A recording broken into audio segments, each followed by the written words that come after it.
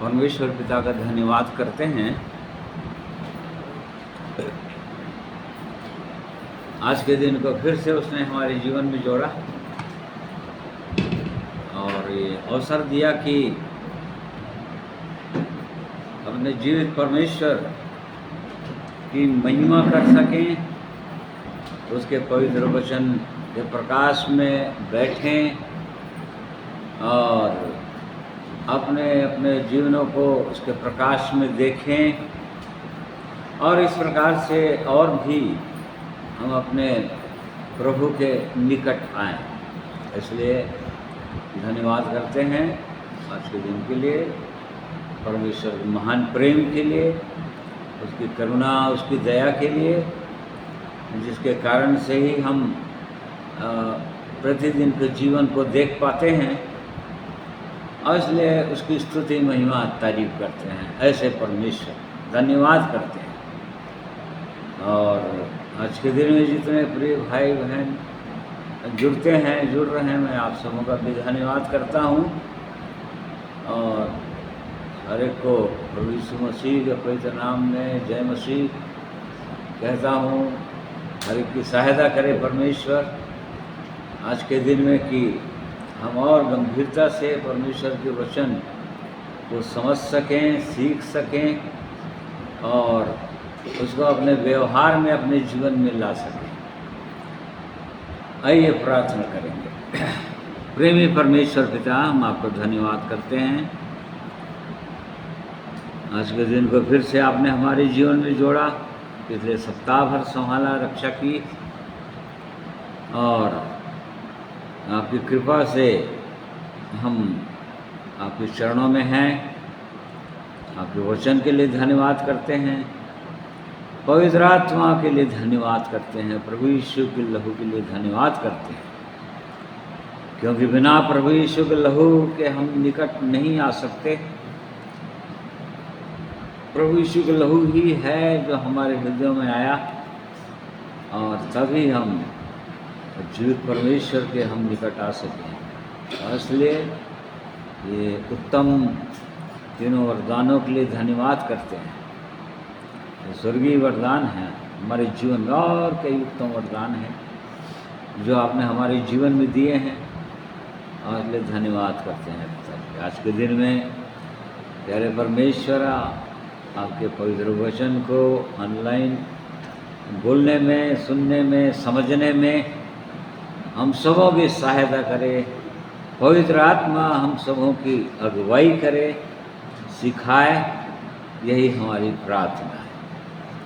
और इसलिए हर एक को मैं आपके हाथों में सौंप देता हूँ आज के दिन में, ताकि प्रभु जितने लोग, प्रिय भाई और बहन लोग जुड़ते हैं, उन्हीं जी के सब लोग, हमारे प्रिय लोग जुड़ने पाएँ, सुनने पाएँ, समझने पाएँ। वैसे ही गीतों के माध्यम से जो आपकी महिमा करते हैं प्रभु, उसमें भी आप हम सबों की सहायता करते हैं। आज भी हर एक की सहायता होने पाए। प्रार्थना प्रभु यीशु के नाम में मांगते हैं, सुनिए ग्रहण की। आमीन। आइए प्रभु की महिमा में कुछ गीतों को सुनेंगे।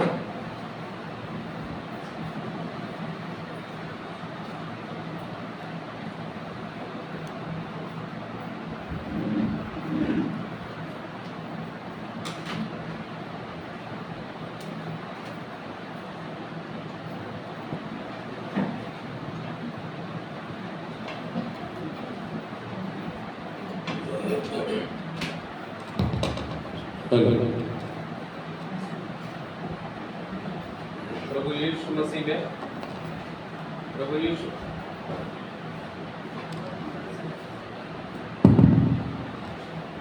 यीशु मसीह में आप सबों को जय मसीह की। प्रभु की महिमा हो, स्तुति हो, उसकी तारीफ, बड़ाई, प्रशंसा हो, क्योंकि महान परमेश्वर है, सारे सृष्टि को बनाने वाला परमेश्वर है और वो सबके ओर अपनी दृष्टि को लगाए रहता है। इसलिए आइए प्रभु की महिमा करेंगे। जैसे कोरवंशी मुश्किल का गीत गाए। जब उनके ऊपर समस्याएं थी, जैसे लिखा है, जैसे हरिणी नदी के जल के लिए हाँफती है, वैसे ही हे परमेश्वर मैं तेरे लिए हाँफता हूँ। जीवते ईश्वर, हाँ परमेश्वर का मैं प्यासा हूँ। और लिखा है तीसरे पद में, मेरे आंसू दिन रात मेरा आहार हुए हैं, लोग दिन भर मुझसे कहते रहते हैं तेरा परमेश्वर कहाँ है। सचमुच में अभी समय ऐसा है कि मेरे आंसू दिन रात मेरा आहार हुए हैं। आज जब मणिपुर की दशा हम देखते हैं और कई जगह सताव की जगह देखते हैं, तो प्रभु के लोग आज इस परिस्थिति में हैं, परंतु उन्होंने धीरज नहीं खोया। और आज वो कहते हैं रोड में उनका आराधना जला दिया गया, लेकिन रोड में आराधना करके कहते हैं कि भले ही हमारा सब जल गया, लेकिन हमको प्रभु कहीं भी आराधना करने का अवसर देता है। और इसलिए ऐसा ही उसके लिए हमारी प्यास होनी चाहिए। आइए प्रभु की महिमा में इस गीत को गाएंगे।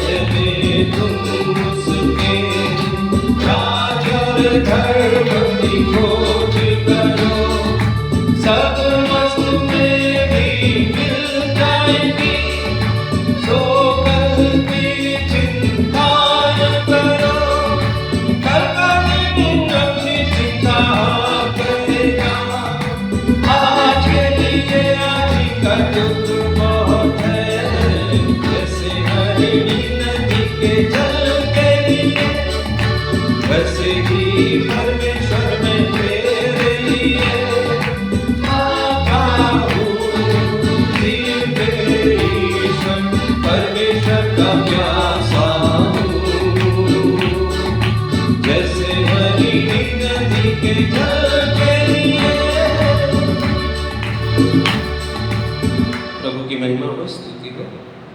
आइए प्रभु की महिमा में और एक गीत गाएंगे 32 नंबर का, जय जय प्रभु यीशु की, जय जय प्रभु यीशु की।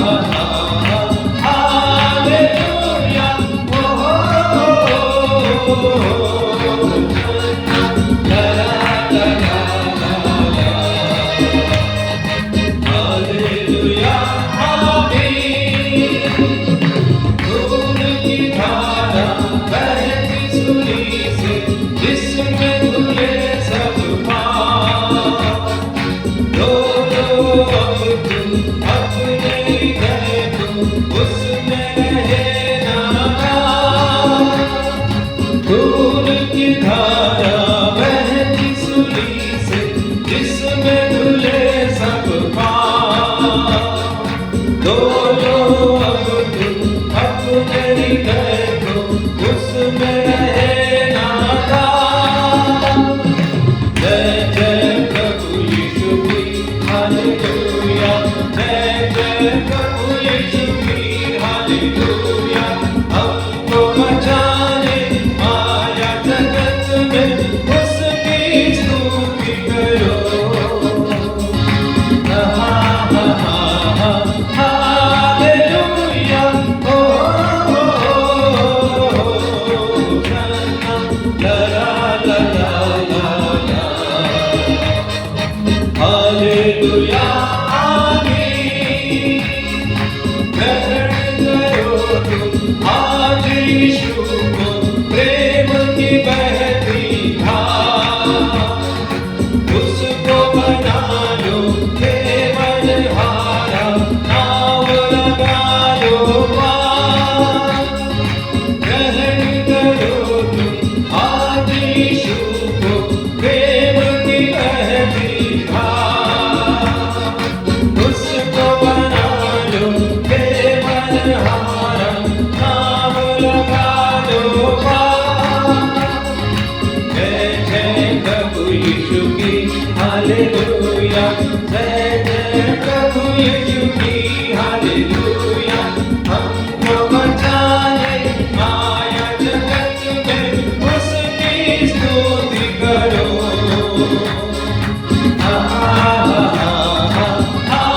हालेलुया। ओ ला ला ला ला। हालेलुया आमीन। वापस आता मेरा प्रभु जी ले जाएगा साथ। आशा मेरी अब तो यही है, रहना है तैयार। वापस आता मेरा प्रभु जी ले जाएगा साथ। आशा मेरी अब तो यही है, रहना है तैयार। जय जय प्रभु यीशु की हालेलुया। जय जय प्रभु यीशु की हालेलुया। हमको बचाने आया जगत में उसकी स्तुति करो।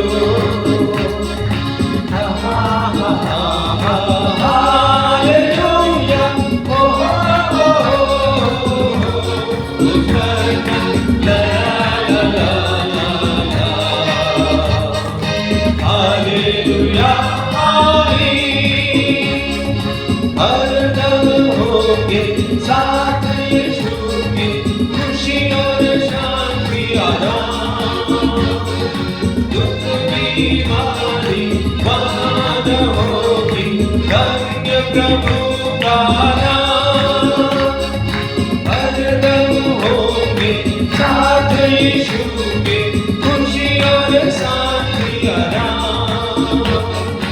दुख बीमारी वहाँ न होगी, धन्य प्रभु का नाम।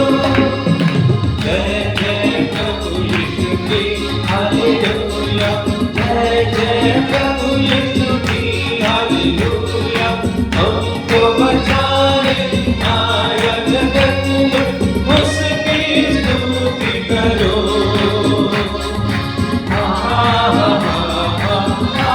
हालेलुया। ओ ला ला ला ला ला। हालेलुया आमीन। Praise the Lord.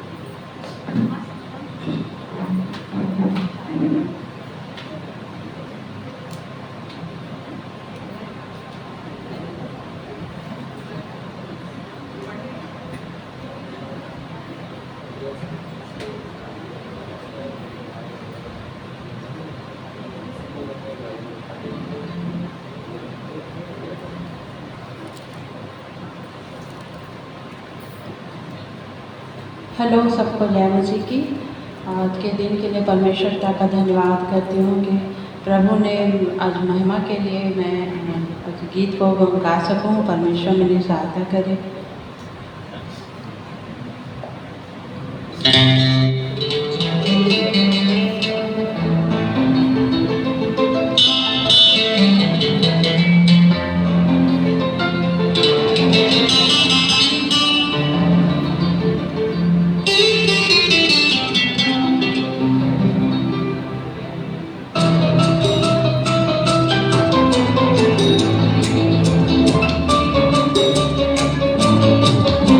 Hello hello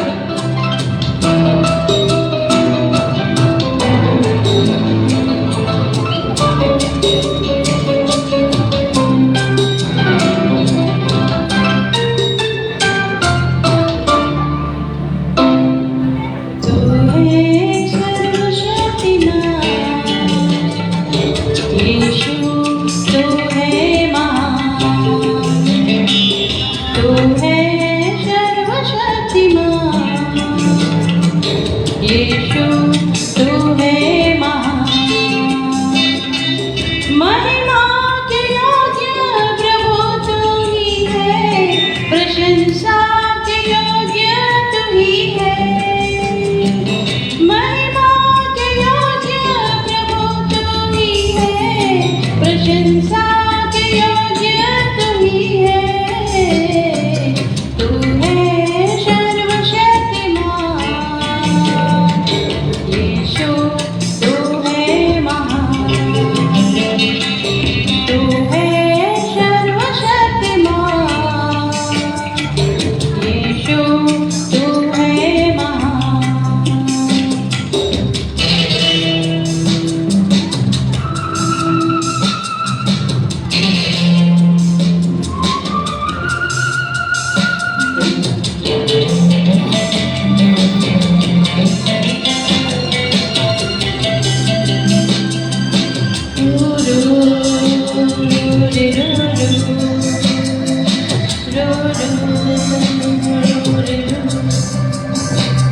क्रूस पर चढ़कर कष्ट सहकर गुनहगारों को किया है मार। सब जाकर जुल्म सहकर हो गया है बलिदान। क्रूस पर चढ़कर कष्ट सहकर गुनहगारों को किया है मार।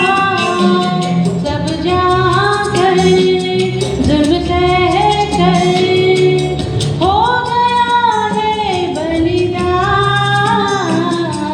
तू है सर्वशक्तिमान यीशु, तू है महान, तू है सर्वशक्तिमान यीशु, तू है महान।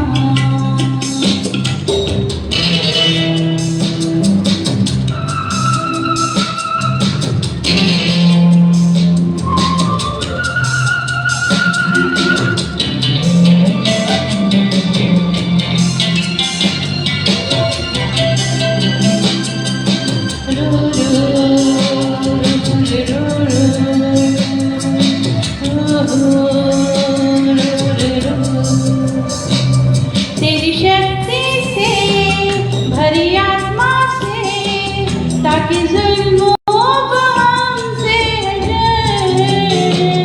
एक दिन हम भी स्वर्ग में तेरे गाए खुशियों का गान। तेरी शक्ति से भरी आत्मा से, ताकि जुल्मों को हमसे हटाए। एक दिन हम भी स्वर्ग में तेरे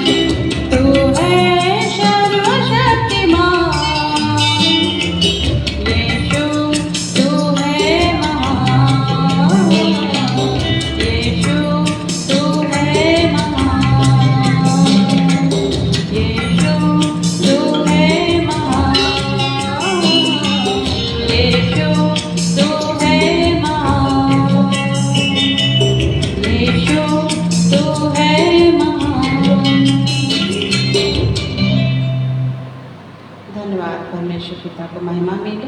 सबको जय मसीह।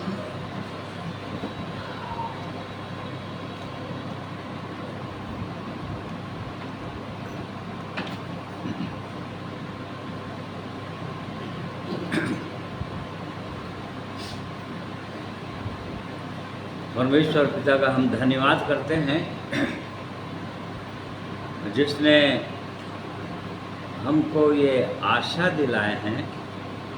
जैसे बहन गीत गा रही थी, उनका बोल सुंदर था, एक पद का, उसको मैं ध्यान दिया। मैं आप लोग ध्यान दिए नहीं मालूम, परंतु मैं ध्यान दे रहा था जो गा रही थी वो, कि ये प्रार्थना है, प्रार्थना है गीत में, जो परमेश्वर जो आप स्वयं सर्वशक्तिमान हैं, मुझको भी अपनी शक्ति से, अपनी आत्मा से भर देना, ताकि मैं इस संसार में जुल्मों को सहकर, मतलब कठिन से कठिन दुखों को भी सहकर आपके साथ सदा सर्वदा के लिए स्वर्ग में आपकी महिमा कर सकूं, आपके गीतों को गा सकूं।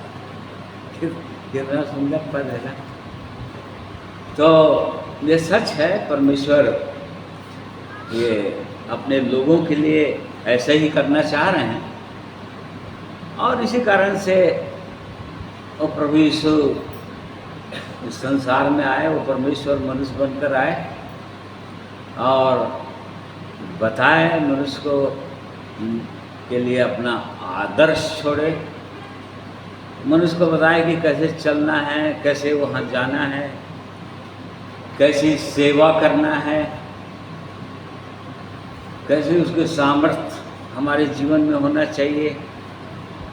प्रभु यीशु कब सेवा करना आरंभ किया और पवित्र आत्मा कैसे उनके जीवन में आया और क्यों आया। तो इन बातों को हम परमेश्वर के पवित्र वचन में देखेंगे थोड़ी देर। यूहन्ना रचित सुसमाचार, गॉस्पेल ऑफ जॉन 1:29 to 34। यूहन्ना सुसमाचार एक अध्याय, उसका 29 पद से 34 पद तक। दूसरे दिन उसने यीशु को अपनी ओर आते देखकर कहा, देखो यह परमेश्वर का मेमना है जो जगत का पाप उठा ले जाता है। यह वही है जिसके विषय में मैंने कहा था, एक पुरुष मेरे पीछे आता है जो मुझसे श्रेष्ठ है, क्योंकि वह मुझसे पहले था। मैं तो उसे पहचानता न था, परंतु इसलिए मैं जल से बपतिस्मा देता हुआ आया कि वह इस्राएल पर प्रकट हो जाए। और यूहन्ना ने यह गवाही दी, मैंने आत्मा को कबूतर के समान आकाश से उतरते देखा है और वह उस पर ठहर गया। मैं तो उसे पहचानता नहीं था, परंतु जिसने मुझे जल से बपतिस्मा देने को भेजा उसी ने मुझसे कहा, जिस पर तू आत्मा को उतरते और ठहरते देखे वही पवित्र आत्मा से बपतिस्मा देने वाला है। और मैंने देखा और गवाही दी कि यही परमेश्वर का पुत्र है।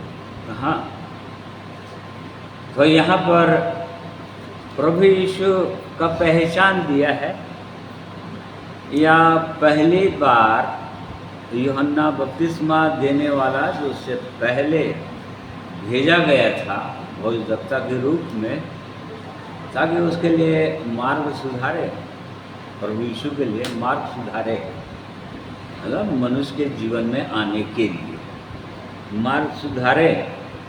उसके विषय में यूहन्ना बपतिस्मा देने वाले ने पहली बार लोगों से परिचय कराया। और परिचय क्या कराया यहाँ पर,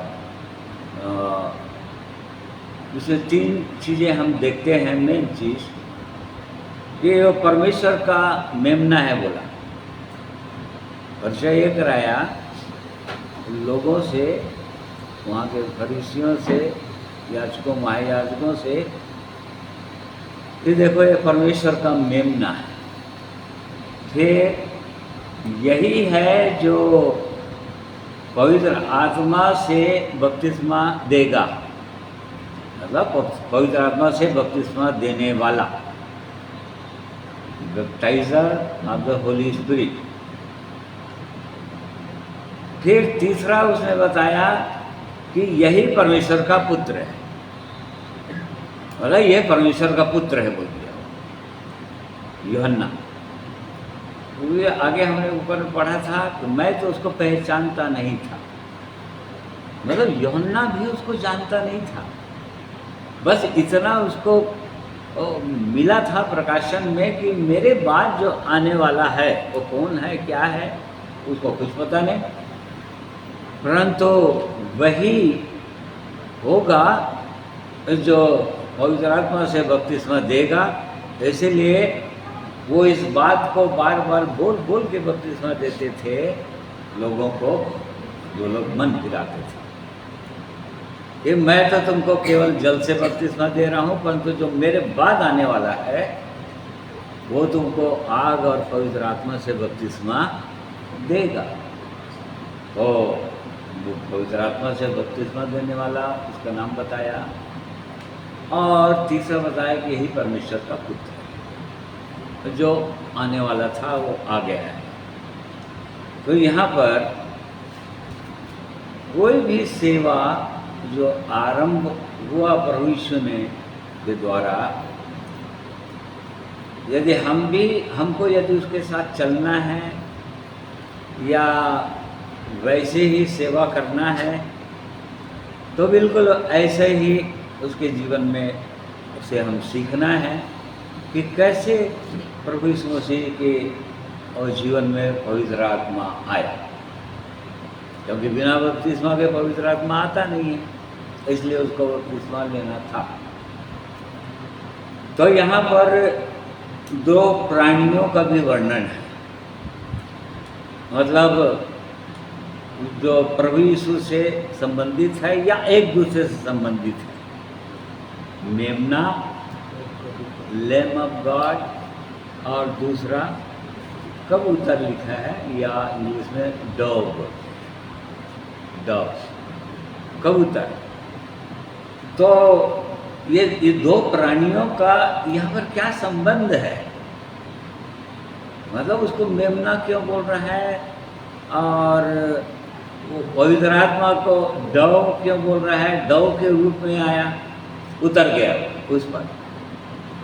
इनके उसको समझने से हमको समझ में आएगा कि क्यों पवित्र आत्मा उसके जीवन में उतरा कबूतर की तरह, और वैसे ही क्यों एक विश्वासी के जीवन में पवित्र आत्मा आएगा यदि ऐसे ही संबंध हमारा भी होगा तो यहाँ पर मेमना, जो परमेश्वर का मेमना है, प्रभु यीशु को बोल रहा है परमेश्वर का मेमना, तो सब मेमने के समान पशु है, मेमना है, जो भेड़ के बच्चे को मेमना बोलते हैं। वो प्रभु यीशु का परिचय उसने ऐसा कराया, वो जो जगत का पाप उठा ले जाता है, वो जगत के पाप को उठा ले जाएगा, अपने ऊपर ले जाएगा, उठा लेगा, मतलब पापों को समाप्त कर देगा। तो मेमने से क्या समझते हैं वो, या मेमने का स्वभाव, प्रभु यीशु को मेमना बोल रहा है, तो मेमना बोल रहा है मतलब मेमना नहीं, मेमने का स्वभाव उसके अंदर था। तो मेमने का स्वभाव, मेमने से क्या समझते हैं, क्या चीज़ है मेमना, क्या दिखाता है? मेमना एक तो पूरी रीति से पवित्रता को दिखाता है। क्यों? क्योंकि मेमने को बलिदान होना था,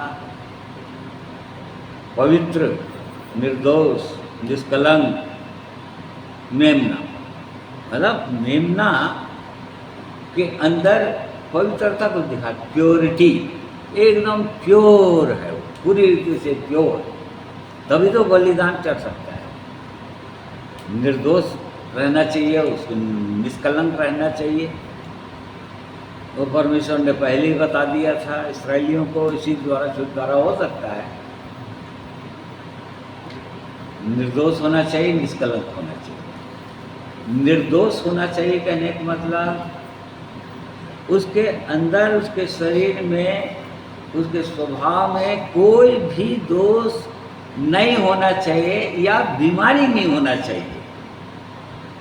किसी भी प्रकार से अंधा नहीं होना चाहिए, लंगड़ा नहीं होना चाहिए, उसके शरीर में, स्किन में किसी प्रकार से बीमारी नहीं होना चाहिए। ये मतलब निर्दोष का ये मतलब, किसी भी शरीर में भी कोई किसी प्रकार से कुछ नहीं होना चाहिए और स्वभाव के अंदर भी कुछ नहीं होना चाहिए, एकदम निर्दोष, कोई पर उंगली नहीं उठा सकना चाहिए। तो ये मेमने से हम 3 चीज़ों को सीखते हैं।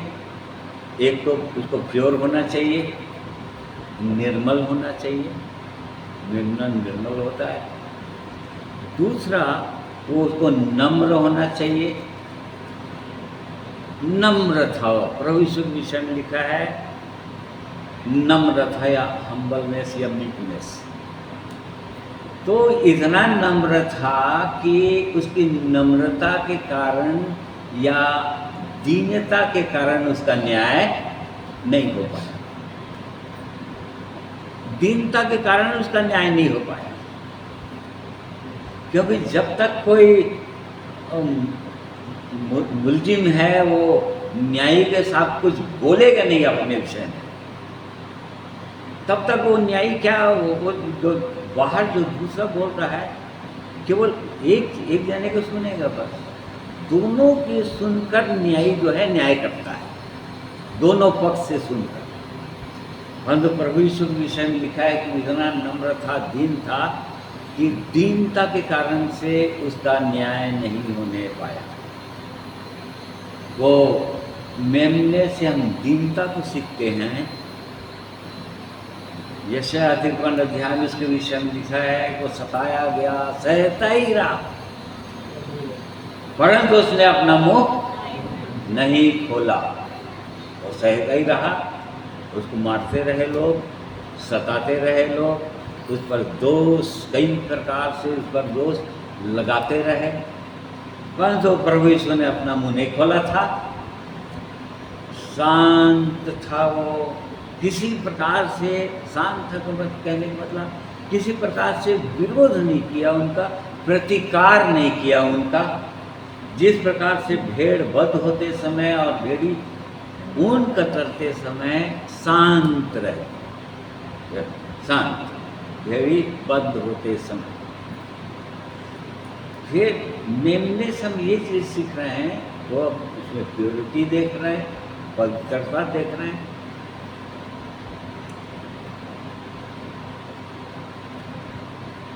नम्रता देख रहे हैं, इतनी नम्रता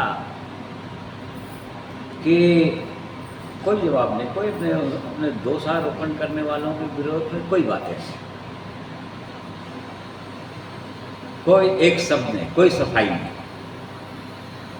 और बद्ध होने के लिए तैयार। मेमना जो है सेक्रीफाइस के लिए तैयार होता है, जैसे कि उसके विषय में लिखा है, प्रभु यीशु ने खुद अपने विषय में कहा यूहन्ना 10 में, मैं अपने आप से अपना प्राण देता हूँ, कोई मेरा प्राण ले नहीं सकता, मैं अपने आप से देता हूँ। मतलब स्वयं बलिदान होने की इच्छा, परमेश्वर की महिमा के लिए, परमेश्वर की इच्छा या परमेश्वर को प्रसन्न करने के लिए। तो मेमने से हम 3 चीज़ों को सीखते हैं। वो प्योर था एकदम, मतलब निर्दोष था, निष्कलंक था, उसके मुँह में कभी भी छल के कोई बातें नहीं निकली। वो गाली सुनकर गाली किसी को नहीं दिया, किसी को धमकी भी नहीं दिया, परंतु अपने आप को सच्चे न्यायी के हाथ में सौंप दिया। फिर हम देखें इतना नम्र, इतना नम्र, इतना नम्र था कि पौलुस प्रेरित फिलिपियों की पत्री में लिखता है कि शून्य हो गया, इतना नम्र। परमेश्वर होकर भी परमेश्वर की सारी शक्ति को अपने लिए उसने इस्तेमाल नहीं किया, पूरी रीति से मनुष्य बन गया हमारे जैसे, नम्र बन गया, शून्य, और उसके बाद अपने आप को बलिदान किया, सैक्रिफिशियल लाइफ। मेमने से हम सीखते हैं कि अपने आप को पूरी रीति से त्याग करने की भावना, त्याग करने की इच्छा, या प्राण देने तक विश्वास योग्य रहने का स्वभाव जीवन में, ये प्रभु यीशु की तुलना किया मेमना। उसने कहा परमेश्वर का मेमना, परमेश्वर का मेमना बनकर आया वो, क्योंकि मेमने का बलिदान होना था और उसी के लहू से छुटकारा मिलना था। पुराने नियम में निर्गमन 12 अध्याय में हम देखते हैं, और उस कारण से वो ऐसा वो बना, मेमना बना। फिर अब जो पवित्र आत्मा उसके ऊपर आया, उसको बोल रहा है कबूतर भी नहीं आया, कबूतर के रूप में पवित्र आत्मा उस पर ठहर गया, उस पर आया और ठहर गया। इंग्लिश में अच्छा लिखा है, उस पर आया और ठहरा रहा, ऐसा लिखा है। मैं इंग्लिश पढ़ के बताता हूँ। The Lamb of God, the next day John saw Jesus coming toward him and said, Behold the Lamb of God who takes away the sin of the world। मतलब जगत के पाप को उठा ले जाएगा, मतलब अपने ऊपर ले लेगा पूरी रीति से। This is he whom I said, after me comes a man who is preferred before me, for he was before me. I did not know him, but that he should be revealed to Israel. Therefore I came baptizing with water, and John before witnessed, saying, I saw the Spirit descending from heaven like a dove। पवित्र आत्मा स्वर्ग से नीचे उस पर उतरा, उस पर उतर गया, प्रभु यीशु के ऊपर आ गया।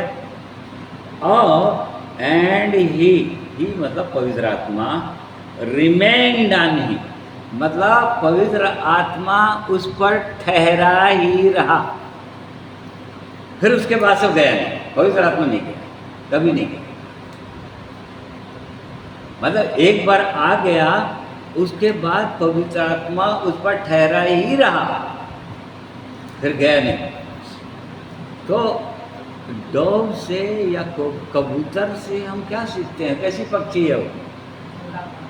उसके विषय में लिखा है कैसी पक्षी है वो? हाँ, पवित्र, आँखें सुंदर, निर्मल, ठीक है। अब श्रेष्ठ गीत में हम पढ़ते हैं, वो दूल्हा बोल रहा है कि है मेरी कबूतरी, जिसको वो बोल सके कि बिल्कुल वैसा ही स्वभाव है उसके पास, कबूतर का समान। कबूतर जो है एक तो कमज़ोर पक्षी है, जरा भी कुछ उसको करोगे वो डर जाएगी और क्या हो जाएगी, वो उड़ जाएगी। यदि बैठ गई आके तो जरा भी कुछ भी गड़बड़ हुआ या हल्ला हुआ तो वो ठहरी नहीं रहेगी, वो उड़ जाएगी, चली जाएगी। तो यहाँ पर दोनों को संबंध को दिखा रहा है, एक मेमने का और कबूतर का, ठीक है। कि कैसे वो ठहरा ही रहा, मतलब कभी भी नहीं उड़ा, कभी भी उड़ा ही नहीं हो, या उसके जीवन से कभी गया ही नहीं हो। तो ये स्वभाव प्रभु यीशु मसीह का स्वभाव था, जो बिल्कुल वैसे ही आ गया। अब यदि हमारे जीवन में भी आता है हमारे जीवन में भी, जब एक व्यक्ति पूरी तरह से मन फिरा लेता है, प्रभु यीशु के लहू से धुल जाता है, पूरी रीति से धुल जाता है, जब पहली बार धुलता है तो सारे पापों को मान लेते हैं, क्योंकि उस समय पूरी रीति से पापों में डूबे रहते हैं। पापों को मानने में कोई तकलीफ नहीं। एक शराबी जुआड़ी और दुनिया भर के पापों में डूबे वो लगा, हाँ भैया मैं तो एकदम गंदा व्यक्ति हूँ, सीधा बोल देगा। परंतु एक धर्मी जो बिल्कुल उसके अंदर ऐसा लगेगा कि कुछ नहीं, उसको मानने में तकलीफ होता है। परंतु पूरी रीति से पाप में डूबे हुए व्यक्ति को मानने में कोई तकलीफ नहीं। तो जब पहली बार मान लेते हैं तो पूरी रीति से प्रभु यीशु का लहू धो भी डालता है, शुद्ध भी कर देता है, और उसके बाद हम जानते हैं कि जब उसके देह में जुड़ते हैं तो पवित्र आत्मा आ जाता है। ठीक है, बिल्कुल वैसे ही कबूतर के समान। क्यों? क्योंकि उसी के समान, मेमने के समान उस समय अपने आप को एकदम तुच्छ, निकम्मा, गिरा हुआ, पापों में डूबा हुआ मूर्ख एक व्यक्ति जब परमेश्वर के पास आता है तो वैसे ही अपने आप को स्वीकार करता है, और इसी कारण से वो पवित्र आत्मा भी उसके जीवन में आ जाता है। क्योंकि पवित्र आत्मा के दोनों का संबंध है, देख लो, बिल्कुल वैसे ही संबंध है जैसे प्रभु यीशु का मेमने के रूप में और पवित्र आत्मा का कबूतर के रूप में। और तभी वो ठहरा रहेगा, बोल रहा है, और नहीं तो फिर उड़ जाएगा, वो ठहरा नहीं रहेगा उसका। तो वह यहीं से सेवा आरंभ होगा। परमेश्वर वचन में लिखा है, इफिसियों कई जगह लिखा हुआ है, इफिसियों 4 अध्याय उसका 29 पद पढ़िए।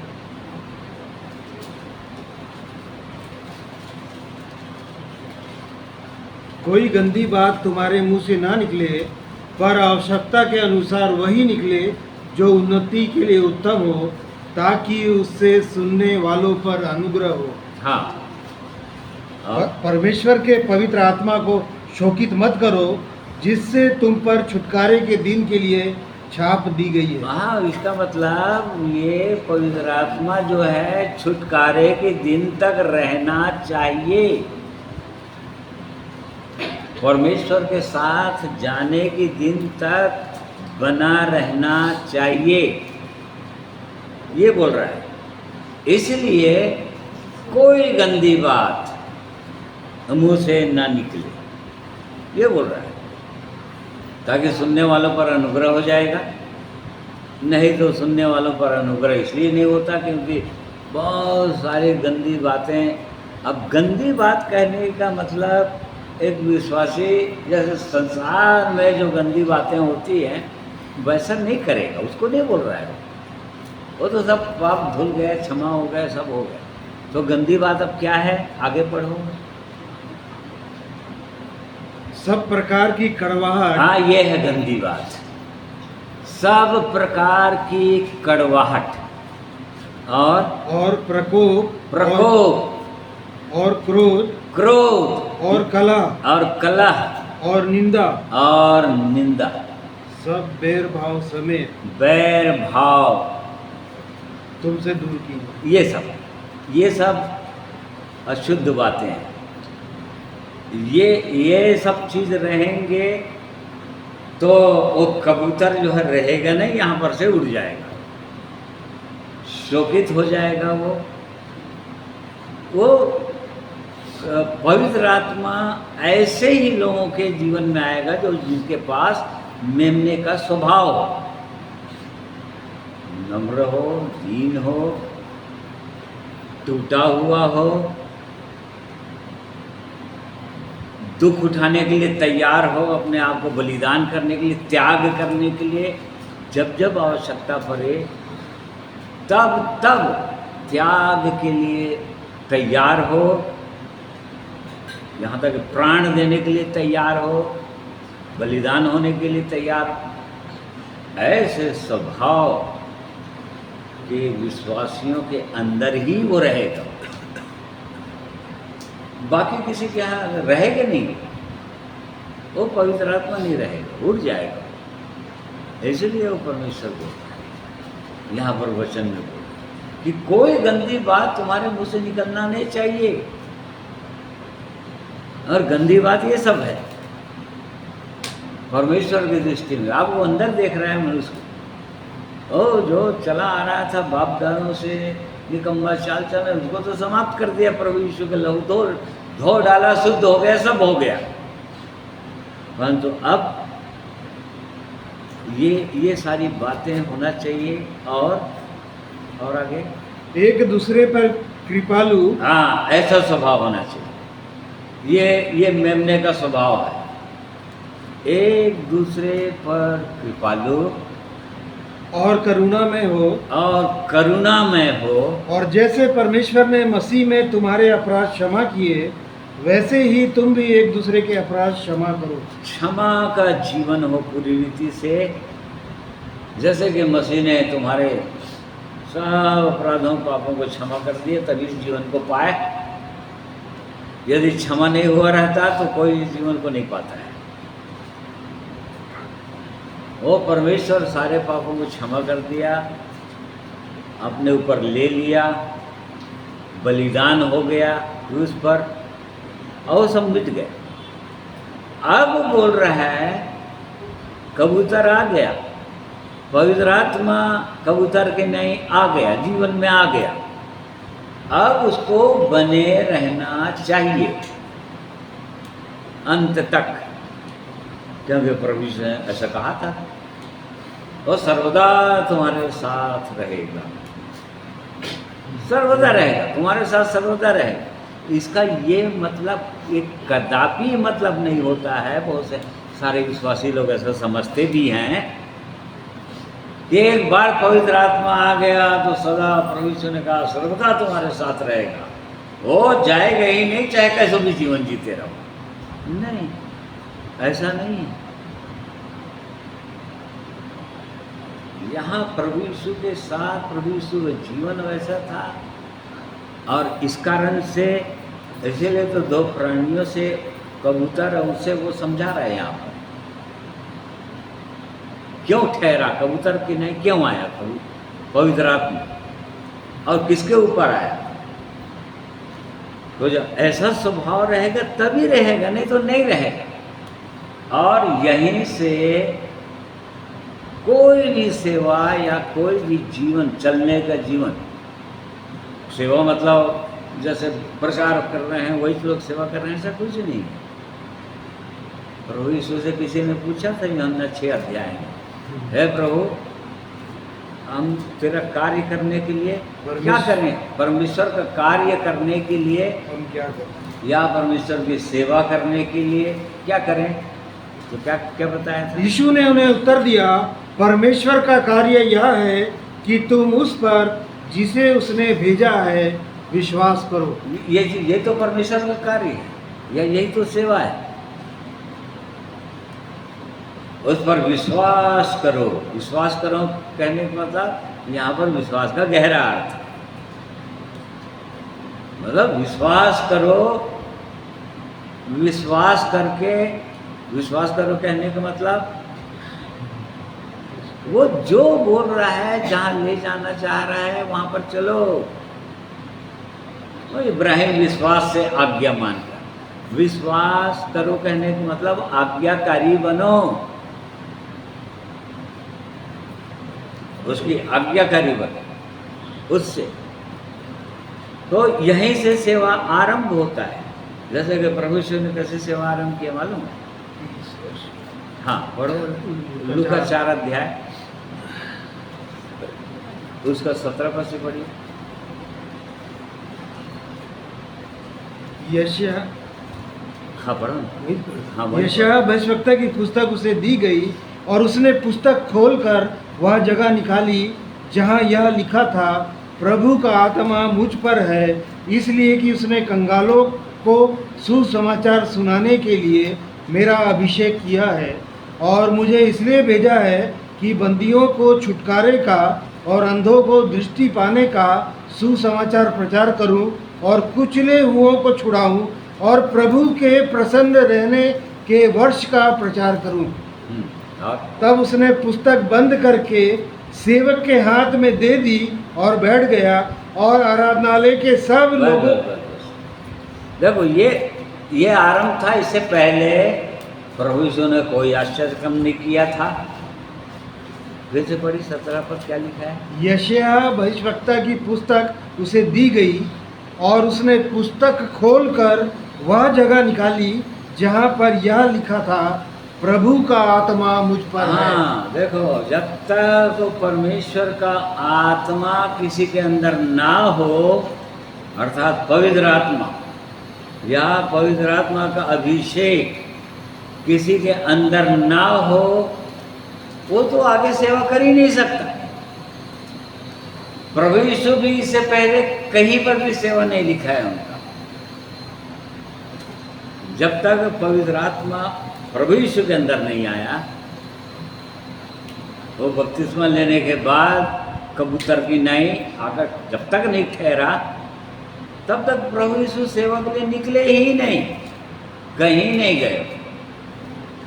अब बोल रहे हैं यहाँ पर, प्रभु का आत्मा अब मेरे अंदर है, क्योंकि उसने मेरा अभिषेक किया है।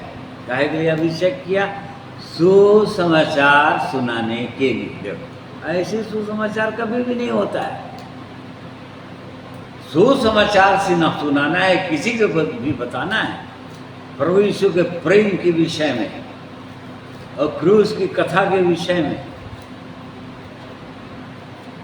कंगालों को छुड़ाना है, जो बंदीगिरी में है, कहने का मतलब शैतान के जो बंधन में जकड़े हुए हैं, पूरी रीति से पापों के बंधन में हैं, गुलामी में हैं, उनको छुड़ाना है। तो बिना पवित्र आत्मा के कभी होगा नहीं, कभी भी नहीं होगा। तो ये परमेश्वर की इच्छा। यहाँ से प्रभु यीशु मसीह का की सेवा आरंभ हुआ, और वहीं से किसी भी परमेश्वर के लोगों की सेवा आरंभ होती है, उससे पहले नहीं होती। गवाही भी नहीं दे सकते। प्रभु यीशु ने पहले ही अपने चेलों को चिता दिया था, तुम यरूशलेम को छोड़ना मत जब तक पवित्र आत्मा तुम्हारे अंदर ना आए, क्योंकि जैसे ही पवित्र आत्मा आएगा तुम सामर्थ पा जाओगे। क्योंकि बिना पवित्र आत्मा के तुम तो ऐसे भयभीत हो, डरे हुए हो, तुम कहाँ लोगों के सामने खड़े हो पाओगे, याजकों महायाजकों के पास। तुम कहाँ उनके जुल्मों को या उनके बेतों को या उनकी मार को सह पाओगे। बिना पवित्र आत्मा के कोई नहीं सह सकता। वहीं से सेवा प्रभु यीशु का आरंभ हुआ था, और यहाँ से सेवा आरंभ किया था। जैसे कि ये उसकी सेवा थी जो हमने अभी पढ़ा लूका 4 अध्याय। कंगालों को सुसमाचार। कंगाल कहने का मतलब जिनके पास सब कुछ है, दुनिया का हर चीज है, हर एक आवश्यकताएं की चीजें हैं, सब कुछ है उनके पास, कोई कमी घटी नहीं है, परंतु उनके पास परमेश्वर का जीवन नहीं है। ऐसे लोगों को कंगाल बोलता है। वो परमेश्वर कंगाल बोलता है। तो जो कहता है कि मैं धनी हो गया, और धनी होने के कारण से मेरे पास सब कुछ है, मान प्रतिष्ठा भी है, समाज में है, लोगों के बीच में है, और मेरे पास शक्ति भी है, सामर्थ्य भी है, पावरफुल हूँ मैं लोगों के सामने, और परमेश्वर बोलता है तुम कंगाल। तो यहाँ पर प्रभु यीशु का अभिषेक इसलिए हुआ था कि कंगालों को सुसमाचार सुनाए, कुचले हुओं को, मतलब शैतान ऐसी दशा में ला दिया है लोगों को, कुचल रहा है, एकदम कुचल दिया है, एकदम निराश, चिंतित, परेशान, दुखी, क्या करें क्या नहीं करें, मर जाना ही ज़्यादा ठीक है। इस दशा में शैतान एक व्यक्ति को लाकर खड़ा कर दिया है और वो देख रहा है, वो शैतान देख रहा है, हाँ खुश हो रहा है वो। ऐसे लोगों को निकाले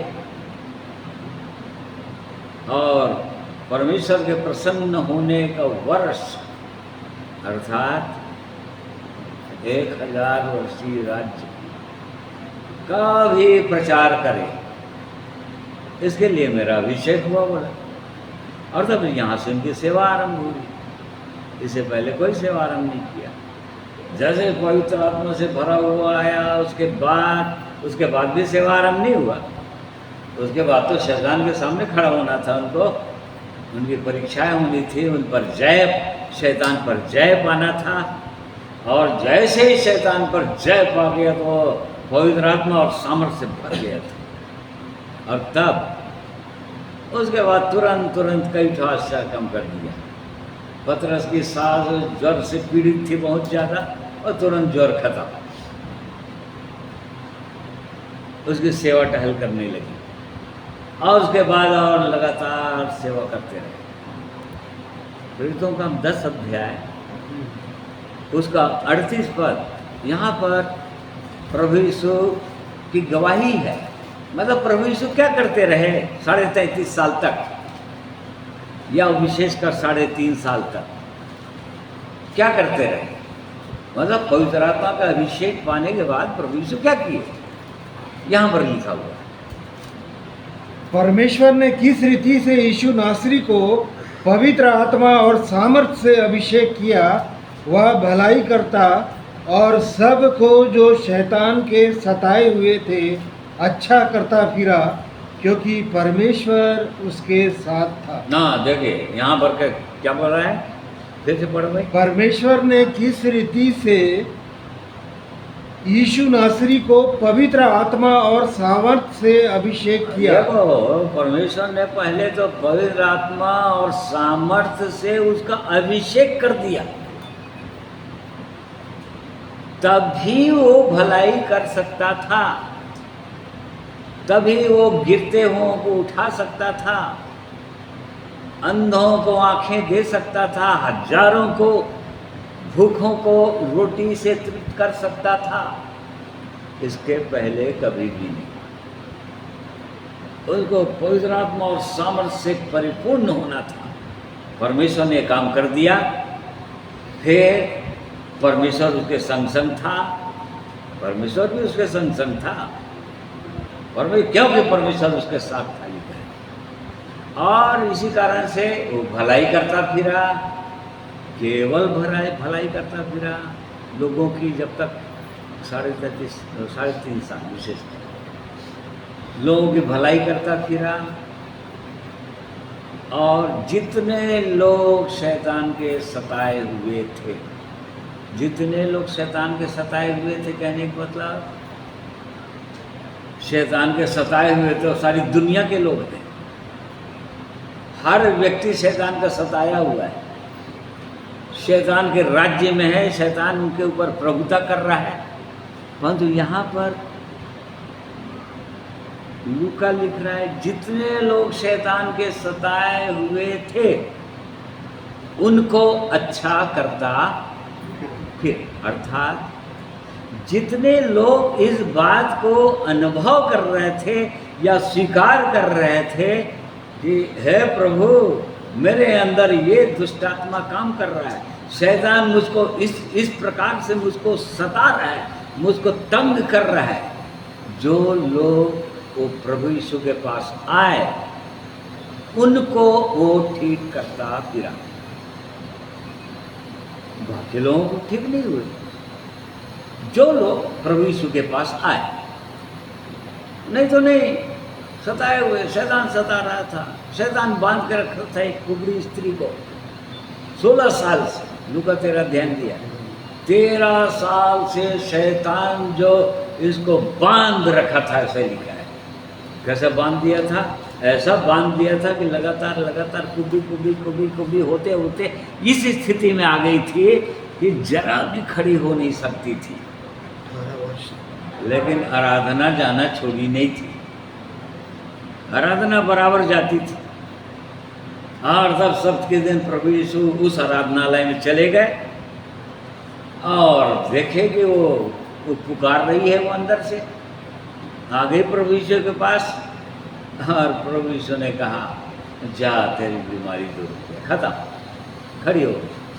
तो देख, इस प्रकार से वो 16 साल से 12 साल से लहू बहने वाली स्त्री कैसे कैसे करके वो यीशु के पास आई थी, और हजारों की भीड़ से चिरते हुए एक स्त्री कैसे कैसे हटा हटा के कैसे आई थी। प्रभु यीशु गया, आंचल को पीछे से छू लिया, बस हो गया।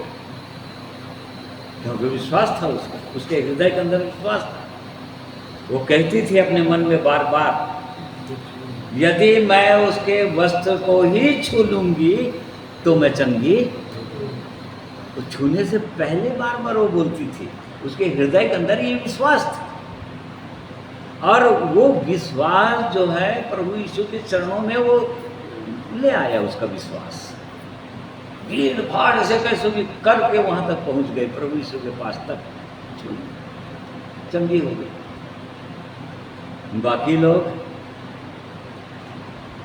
प्रभु यीशु ने कहा लोगों को, किसने उसको छुआ? अपने चेलों को, किसने उसको छुआ? किसने? चेलों ने क्या बोला? भीड़ तो घेरी पड़ती है। प्रभु ये तो सारी भीड़ तो उसको छू रही है, किसकी बात बोले हम? सब छू रहे हैं आपको, तो इतनी भीड़ है कि सब छुए जा रहे हैं, सब देखना चाहते हैं, सब आपके नजदीक आना चाहते हैं, किसी तरह से आपको छूना चाहते हैं। प्रभु यीशु ने कहा, नहीं, किसी ने मुझको छुआ है। क्यों? क्योंकि मुझ में से सामर्थ्य निकली है। और तब फिर वो स्त्री छिप नहीं सकी, वो सामने आकर बोलती सब कुछ। देख, छू तो सब लोग रहे थे, परंतु ऐसे ही छू रहे थे, चंगे होने के लिए नहीं छू रहे थे, अपने बुरी दशा को स्वीकार या उससे निकलने के लिए नहीं छू रहे थे, बाकी केवल आश्चर्य कर्मों को देखना चाहते थे, और प्रभु के ऊपर ऊपर से बड़ाई करना चाहते थे, बस हो गया। तो हम देख रहे हैं यहाँ पर प्रभु यीशु भलाई करता फिरा, और जितने शैतान के सताए हुए थे उनको चंगा करता फिरा, क्योंकि परमेश्वर उसके संग था। तो देखो, बिना पवित्र आत्मा के कोई भी व्यक्ति नहीं जाएगा स्वर्ग। यूहन्ना कैसे गया था? प्रभु यीशु का शिष्य यूहन्ना, आत्मा में वो आ गया और स्वर्ग खुल गया और आत्मा में वो चला गया। बिना पवित्र आत्मा के तो कोई जाएगा ही नहीं, और इसी कारण से बिना पवित्र आत्मा के कोई चल भी नहीं सकता इस आत्मिक जीवन में, क्योंकि जय पा ही नहीं सकता, जय पाएगा ही नहीं बिना पवित्र आत्मा। किसी चीज पर जय नहीं पाएगा, न तो क्रोध पर, न तो झूठ पर, न तो लालच पर, और न ही किसी और अशुद्धियों पर या अपने जीवन के अधर्म पर नहीं पा सकते। तो देखिए, परमेश्वर की सिद्ध इच्छा और मनसा है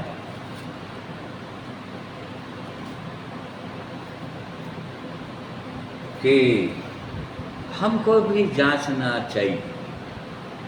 और विशेषकर हम लोग देख रहे थे कि पवित्र आत्मा कैसे लोगों को देख रहा है जिनके जीवन में वो आना चाहता है। कैसे लोगों को देख रहा है? जिनका स्वभाव मेमने का सा स्वभाव हो, अर्थात नम्र हो, दीन हो, टूटा हुआ हृदय हो, पश्चातापी मन हो, सबको क्षमा कर दिए हों। सबको क्षमा करो जिस प्रकार से तुम्हारे स्वर्गीय पिता ने तुम्हारे सारे पाप क्षमा कर दिए। कोई ऐसा पाप ना हो उनके जीवन में जो कभी हुआ हो, उन्होंने माना ना हो और क्षमा हुआ ना हो, वो परमेश्वर के रिकॉर्ड में लिखा हुआ हो। क्योंकि यदि क्षमा नहीं मांगे हैं तो क्षमा होगा भी नहीं, वो लिखा ही रहेगा, वो रिकॉर्ड में रहेगा, परमेश्वर के रिकॉर्ड में। तो इसलिए बोल रहा है कृपालु हो। क्या करने वाले हो? एक दूसरे पर कृपा करने वाले लोग, परमेश्वर के लोग।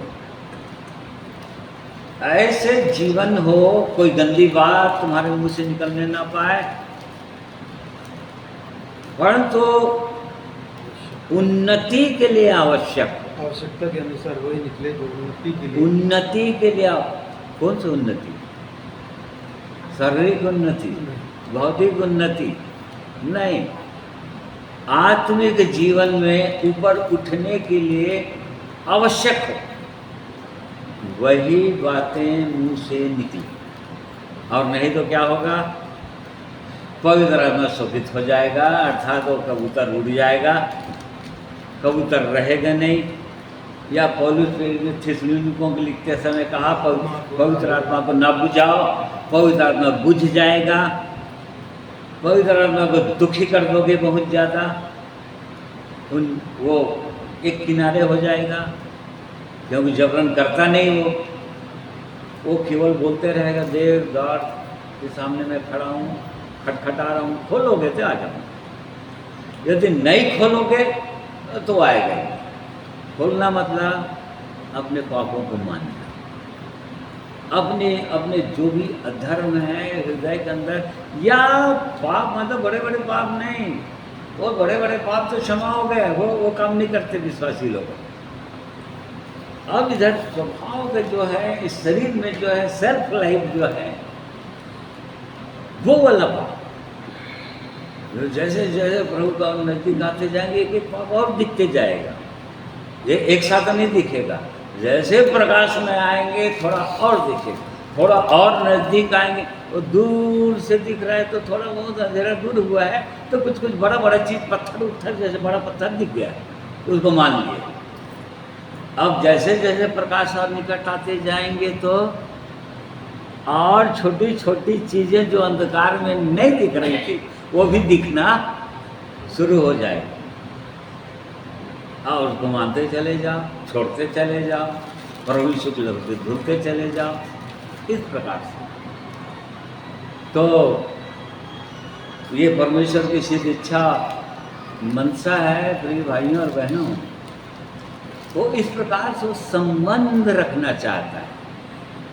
मतलब पवित्र आत्मा जो है वो क्या है? वो व्यक्तित्व है, वो पर्सन है, वो मनुष्य है। इसलिए उसके लिए इंग्लिश बाइबल कैपिटल ही ऐसा शब्द आया। वह मतलब पर्सन है, वो एक मनुष्य के साथ वो एकदम व्यक्तिगत संबंध रखना चाहता है ताकि हर समय उसके साथ रहे, उससे बातचीत करे, उसकी अगुवाई करता रहे, उससे सलाह लेते रहें, वो हमको सिखाता रहे। नहीं इधर नहीं, ये ठीक नहीं, ऐसा करने से ठीक नहीं हो जाएगा, ऐसा करने से कुछ ना कुछ गड़बड़ होगा, वो हमको बताता रहे। इस प्रकार से वो परमेश्वर पवित्र आत्मा के रूप में एक विश्वासी के साथ रहना चाहता है, उसके साथ साथ चलना चाहता है। ये उसकी सिद्ध इच्छा और मनसा है। इसलिए परमेश्वर इन बातों में हम सबों की सहायता अगुवाई करे कि हम अपने जीवन को देखें कि क्या वो पवित्र आत्मा कबूतर की नई जो आया था, मतलब सिंबल दिया है कबूतर, पवित्र आत्मा कैसा होगा, ज़्यादा हल्ला गुल्ला होगा, जीवन उठा बुता होकर रहेगा ही नहीं। वो शांत है। जिस प्रकार से मेमना शांत रहती बद, तो शांत जगह में वो शांति का प्रतीक है कबूतर, ठीक है। वो शांत जगह में ही वो रहना पसंद करेगी। जहाँ हृदय के अंदर को चल, वो रहना नहीं रहेगी। तो अपने जीवन को देखना है हर विश्वासी को कि क्या पवित्र आत्मा के साथ मेरा संबंध कैसा है। मेमना और कबूतर के समान मेरा संबंध है क्या, कि कबूतर हमेशा मेरे साथ रहे, न उड़े। प्रभु यीशु के जीवन में कभी पवित्र आत्मा ने ऐसी चीज नहीं देखा कि उसके साथ न रहे। क्यों? क्योंकि उसने किसी को धमकी नहीं दिया, किसी को उल्टी सीधी बातें नहीं किया। वो केवल मार खाता रहा, गालियां सुनता रहा, दोष लगाते रहे, परंतु उसका किसी भी दोष का उसने सफाई नहीं दिया। एकदम प्योर था और अपने आप को बलिदान करने के लिए पूरी रीति से तैयार था। परमेश्वर की इच्छा को पूरी करने के लिए पूरी रीति से तैयार था, त्याग के लिए, अपना प्राण देने के लिए। इसीलिए मेमने का स्वभाव लेकर आया था परमेश्वर, मनुष्य बना था। और इसी कारण से पवित्र आत्मा को कबूतर की तरह बता रहा है कि वो भी शांति प्रिय है। पवित्रता क्या है? शांति प्रिय है।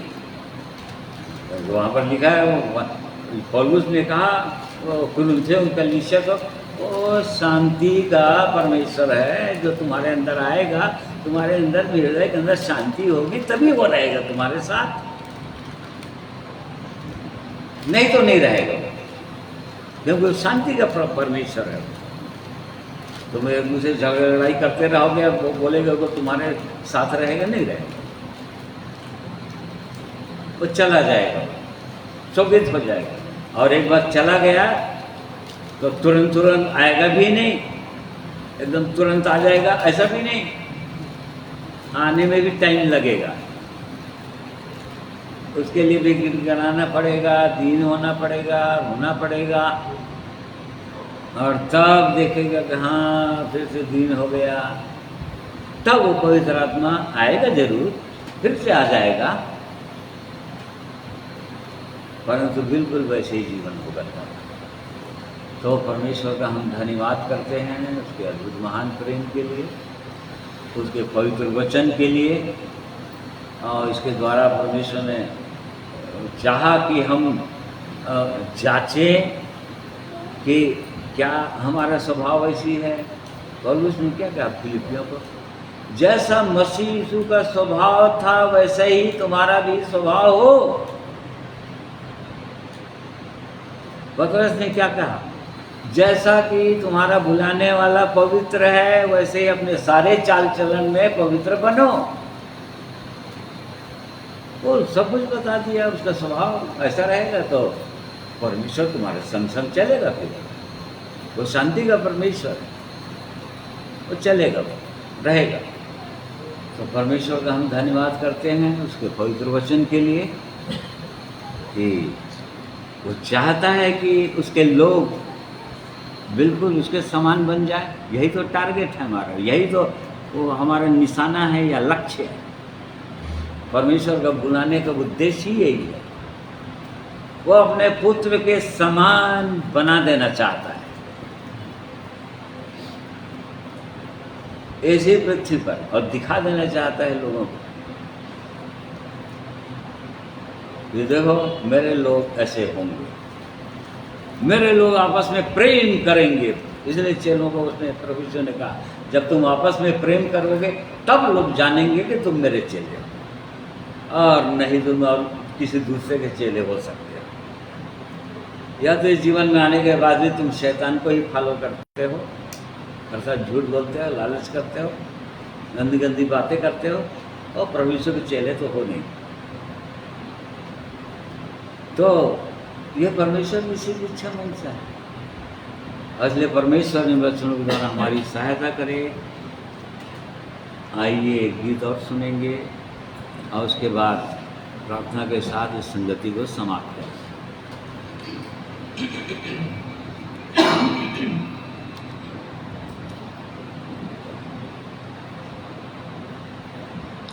परमेश्वर पिता का धन्यवाद देता हूँ, यीशु मसीह में होकर धन्यवाद देता हूँ सुंदर वचनों के लिए।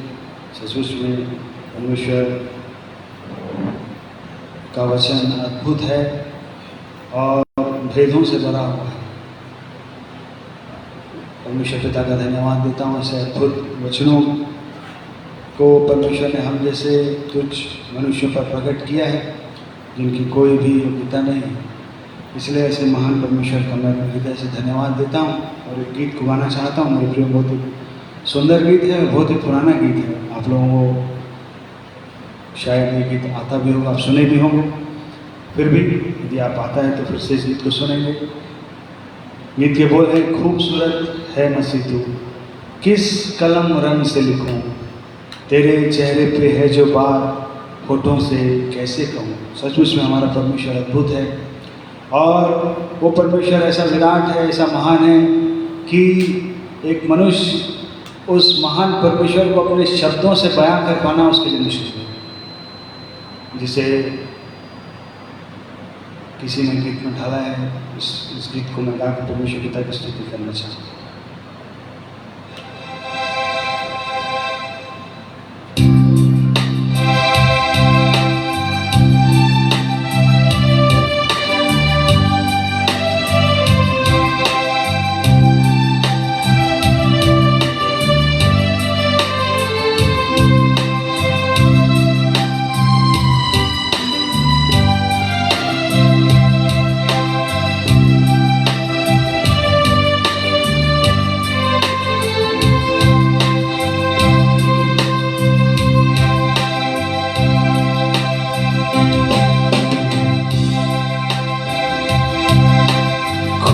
खूबसूरत है मसीह तू, खूबसूरत है मसीह तू, किस कलम रंग से लिखूं, तेरे चेहरे पे है जो बात, तेरे चेहरे पे है जो बात, होठों से कैसे कहूँ, खूबसूरत है मसीह तू, खूबसूरत है मसीह तू।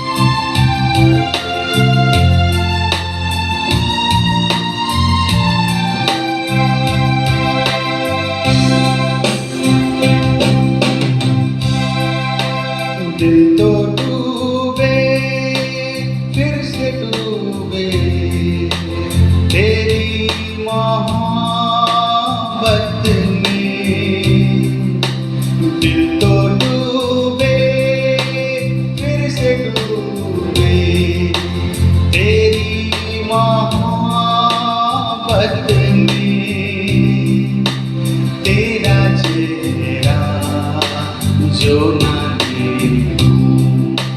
तेरा चेहरा जो न देखूं, फिर भला कैसे जीऊं, तेरा चेहरा जो न देखूं, फिर भला कैसे जीऊं,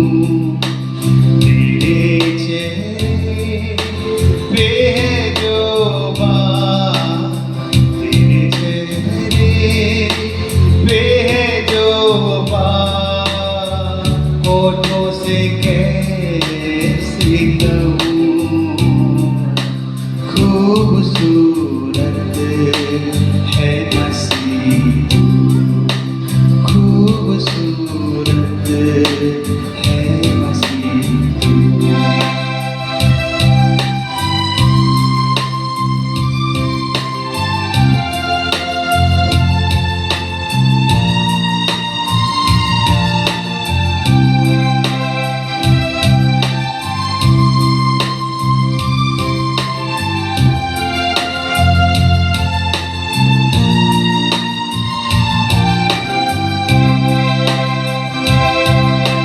कर सके बयां ना फरिश्ते तेरी मोहब्बत का,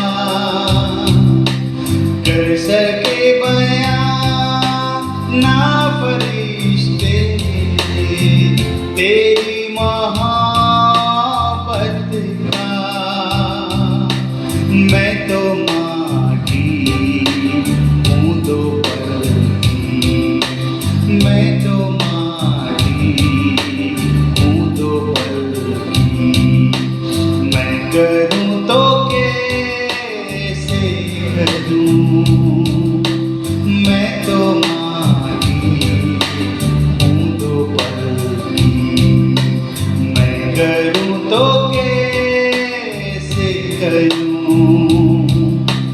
तेरे चेहरे पे है जो बात, तेरे चेहरे पे है जो बात, होठों से कैसे कहूँ, खूबसूरत है मसीह, खूबसूरत है मसीह।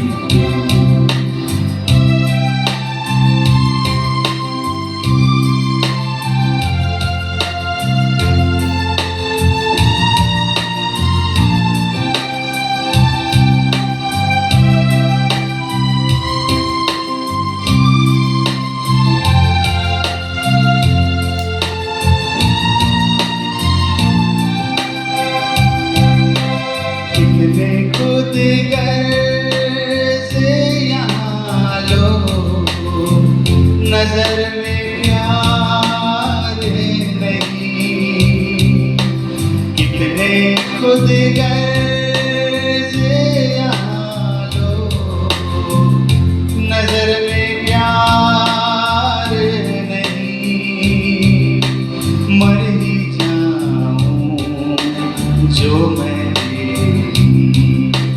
मर ही जाऊं जो मैं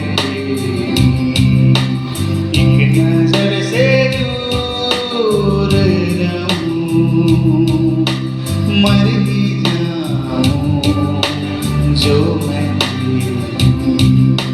एक नजर से दूर रहूं।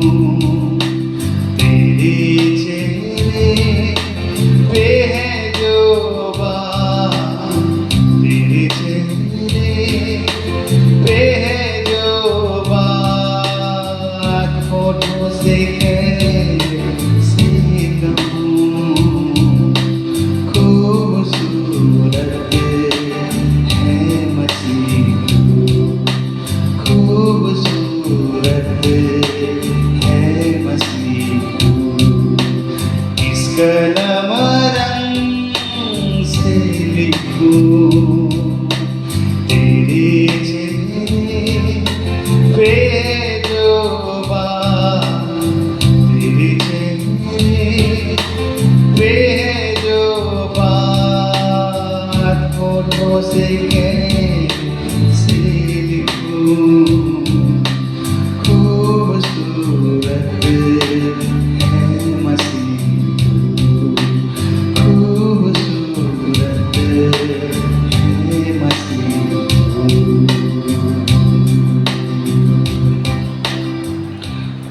सचमुच मेरे प्रिय परमेश्वर, अभी हम जिसे देख नहीं सकते वो जब ऐसा अनुग्रह होगा या हमारी ऐसी योग्यता होगी कि हम एक दिन उस परमेश्वर को देखेंगे, प्रभु यीशु को आमने सामने देखेंगे। वो कैसा ही अद्भुत दिन होगा, वो कैसा मधुर दिन होगा।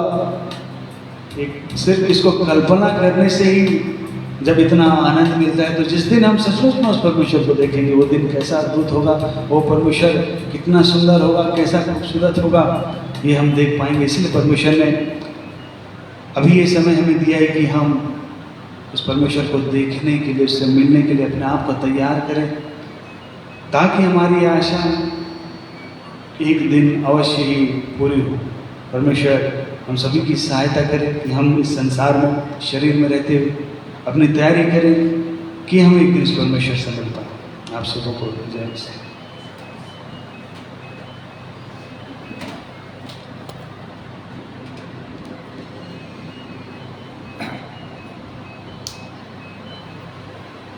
सुंदर गीत के लिए धन्यवाद करते हैं। और सचमुच में हमारा प्रभु यीशु जो परम सुंदर है, 10,000 में उत्तम है, उस परमेश्वर ने चाहा है कि हम उसके संग संग रहें, उसको वैसे ही देखें जैसा वो है। और इसलिए वो चाहता है कि चूंकि वो पवित्र है, उसी के समान हम बन जाएं, और वैसे ही वो हमको बनाना चाह रहे हैं। इसके लिए उसने अपना पवित्र वचन को दिया है, पवित्र आत्मा को दिया है, प्रभु यीशु के लहू को दिया है, ताकि कुछ भी हम अपने जीवन में देखें परमेश्वर की इच्छा के विरोध में, हम तुरंत प्रभु के चरणों में आएं, दीन हो, प्रभु के प्रेम की ओर देखें, क्रूस की ओर देखें। प्रभु, इस पाप का दंड भी तो आपने लिया है, और तुरंत हम शुद्ध हो जाएं, प्रभु यीशु के लहू से धुल जाएं। और ऐसा करके लगातार हम उसके समान बनते जाएं। यही तो परमेश्वर की इच्छा है। और इसलिए धन्यवाद करते हैं अपने महान परमेश्वर की, अपने प्रभु के स्वामी की, जो हमसे इतना प्रेम करता है और अपने आप को हम पर प्रकट कर देना चाहता है कि वो कैसा है। और इसलिए परमेश्वर इन बातों में हम सबों की सहायता अगुवाई करेंगे। आइए प्रार्थना। सर्वशक्तिमान दयालु प्रेमी परमेश्वर पिता, हम आपका धन्यवाद करते हैं प्रभु जी। आपने इन बातों को ज्ञानियों और पंडितों से छिपा कर रखा। इस संसार के हाकिमों ने नहीं जाना, परंतु आपने हम पर, जो पापों में डूबे हुए थे, खोए हुए थे, भटके हुए थे, कोई अच्छाई नहीं थी प्रभु, और नहीं हमने कभी ऐसा सोचा था, परंतु आपकी कृपा दृष्टि हम पर हुई और आपने हमें पापों के दलदल से, सत्यानाश के गड्ढे से हमको खींचकर निकाला और चट्टान पर खड़ा किया है। और आप चाहते हैं प्रभु कि हम आपके समान बन जाएं, आपकी इच्छा को अपने जीवन के द्वारा पूरा कर दें, आपको अपने जीवन के द्वारा प्रकट कर दें। और इसलिए प्रभु परमेश्वर, हम आपका धन्यवाद करते हैं, अपने जीवन को आपके हाथों में सौंप देते हैं प्रभु। और पवित्र आत्मा परमेश्वर, हमारी सहायता, हमारी अगुवाई कीजिए, हमारे जीवन को और दिखाइए प्रभु कि कहाँ कहाँ किन किन चीज़ों से हमको मन फिराना है, और हम मन फिराएंगे। हमें से हर एक की सहायता अगुवाई कीजिए। धन्यवाद करते हैं, आपने प्रार्थना सुना है और इस विनती को प्रभु यीशु के नाम में मांगते हैं, सुनिए, ग्रहण कीजिए। आमीन। प्रिय भाइयों बहनों, आप सबों का मैं धन्यवाद करता हूँ। आज के दिन में परमेश्वर के पवित्र वचन को सुनने के लिए आपने समय दिया। परमेश्वर अपने पवित्र वचन के द्वारा हर एक की सहायता करें कि जैसा वो चाहता है वैसे ही हमको बना दे। और इसलिए आप सबों का धन्यवाद करता हूँ। आप सबों को जय मसीह।